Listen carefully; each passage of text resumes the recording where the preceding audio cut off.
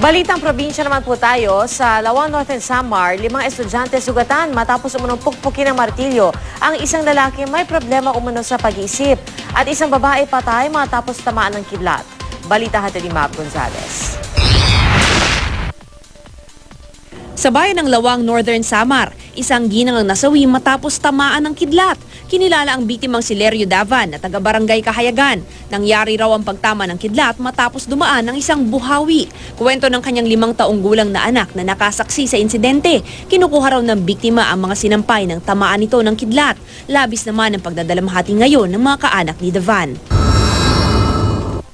Sa barangay Kahayagan, Lawang, Northern Samar pa rin, 5 estudyante ang sugatan matapos umanong pagpupukpukin sa ulo ng isang lalaki may problema raw sa pag-iisip.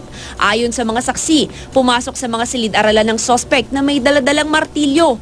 Bigla na lang daw nitong pinukpok ang mga biktimang bata. Napigilan lang siya nang rumesponde ang ilang tauhan ng barangay. Naisugod naman agad ang mga bata sa isang ospital. Nakakulong ngayon sa Lawang Police Station ang sospek. Inihahanda na rin ang paglipat sa kanya sa mental hospital. Mav Gonzalez, GMA News.